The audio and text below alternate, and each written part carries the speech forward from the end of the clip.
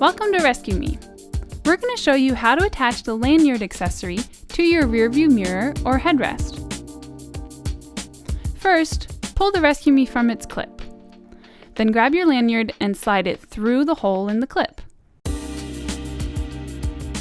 Next, loop your lanyard around the mirror or headrest and slide the loop over the clip and the head of the lanyard.